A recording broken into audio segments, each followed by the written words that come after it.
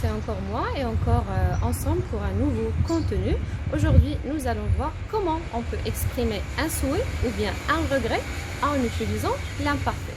Parce que comme nous le savons, on peut exprimer le souhait et le regret en utilisant par exemple l'infinitif ou bien le subjonctif, etc. Aujourd'hui, on se concentre sur l'utilisation seulement de l'imparfait. Donc, pour expliquer d'une manière très facile et très simple, j'ai choisi deux phrases. Ma première phrase, ah, si seulement j'étais plus jeune.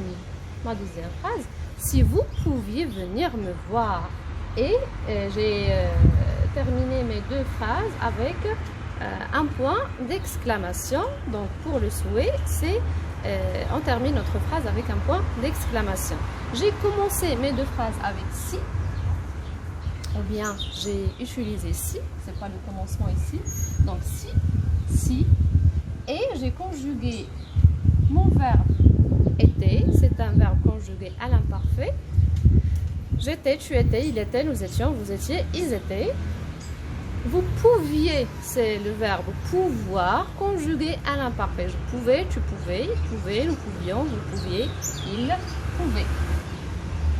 Si plus imparfait, si plus imparfait. Donc, pour ma première phrase, ah, si seulement j'étais plus jeune.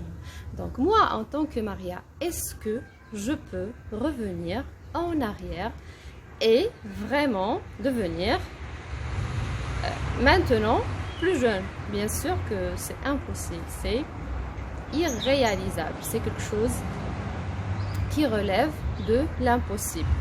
C'est un souhait, mais le souhait que je viens d'exprimer, il concerne le passé.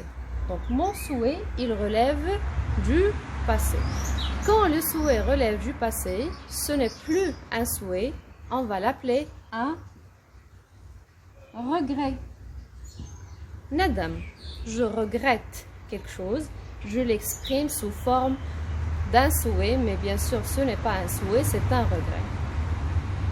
Le regret, c'est un souhait exprimé au passé, un passé que je ne peux pas changer, que je ne peux pas modifier. La deuxième phrase, si vous pouviez venir me voir. Imaginons que j'ai un ami, il est dans une autre ville et je vais lui dire, ah, si vous pouviez venir me voir, est-ce que mon souhait peut se réaliser? Oui, bien sûr, il peut se réaliser, ça dépend de la volonté ou bien de l'intention de la personne à qui je m'adresse, c'est-à-dire mon interlocuteur. Ah, si vous pouviez venir me voir, je souhaite quelque chose et cette chose, elle peut se réaliser et elle dépend de quoi? Elle dépend du futur.